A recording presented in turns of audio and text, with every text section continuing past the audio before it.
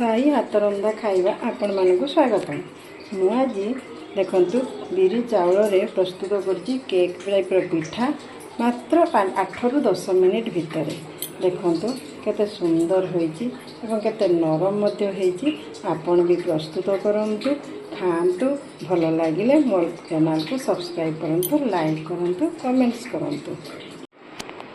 मु एठी गोटे कप अरुआ चाउल नैछि आउ अधा बिरी नेबे आउ अध कप बिरी नहीं ताकू भल भाव 2-3 घंटा पाई ताकू भिजई दियंतु।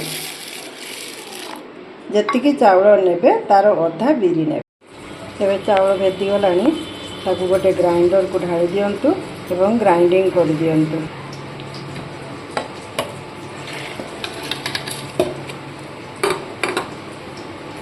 एतरे अध कप पानी दे दियंतु, ग्राइंडिंग कर दियंतु।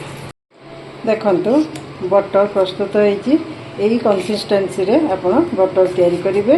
टिके पानी रखिथिबे, पानिया करथिबे। वर्तमान एतिरे हाफ कप रो सुजी एतिरे भल भाबरे मिसई दियंतु।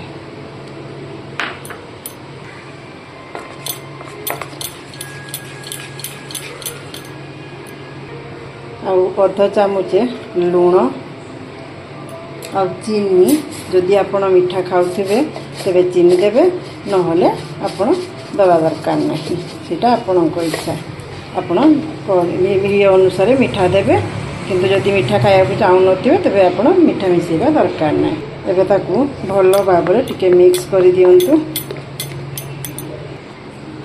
किछि ड्राई फ्रूट्स मेटी किशमिश, काजू आउ नड़िया खंड सब छोट छोट नहीं ताकू भल भाव मिक्स कर दे ताकू 2 घंटा पाई छाड़ी दियंतु। हाँ आज्ञा, एथिरे half teaspoon baking soda एथिरे मिसई दियंतु। मिसई दी भल भाव फेंटी दियंतु। फेंटी साड़ी ताकू 2 घंटा पाई रखी दियंतु।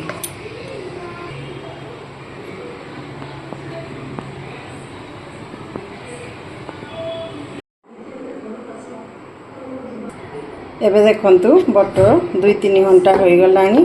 एबे आगु पिठा प्रस्तुत करिया। 10 मिनिट रे केक बड़ी नरम स्वादिष्ट पिठा तैयारी हबो। आपण चाहिले बटर को फ्रिज रे रखि दी पारिबे। तापरे जत्ते बेले आपण चाहिबे पिठा प्रस्तुति करि पारिबे 10 मिनिट भितर। एबे प्रेशर कुकर को गरम कर दियंतु। बहुत भल भाव रे गरम कर देबे। 10 मिनिट पई पूरा पूरी बसई देबे आपण गैस रे, जेमति पूरा गरम हे जो। सेतिरे 1 टेबल स्पून रो कि 2 टेबल स्पून रो आपण तेल बेनियंतु। तेल नहीं प्रेशर को चारियाडे तेलटा को माखई दियंतु। देखंतु तेल भल भाव रे गरम हो जाईची। एबे गैस टी को सिम कर दियंतु।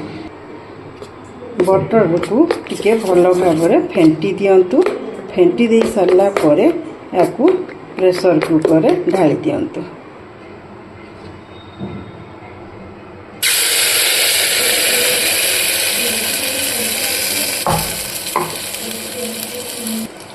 एबे या ऊपरे टिके घिओ दे दियंतु। 1 चामच घिओ ता ऊपरे दे दियंतु। एबे प्रेशर कुकर हुइसिल टी बाहर कर दियंतु। तापरे ताकू प्रेशर रे लगे दियंतु।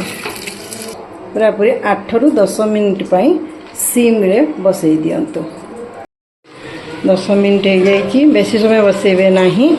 एबे गैस बंद कर दियंतु। बंद कर सला परे पुनी 10 मिनिट छाड़ी दियंतु। तापरे ताकू खोलंतु।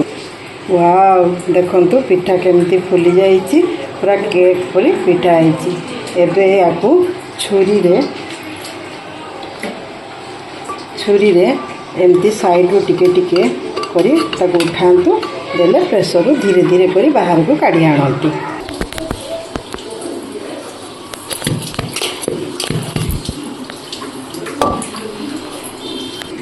देखंतु केते सुंदर भाव रे पिठा प्रस्तुत हो जाइछि।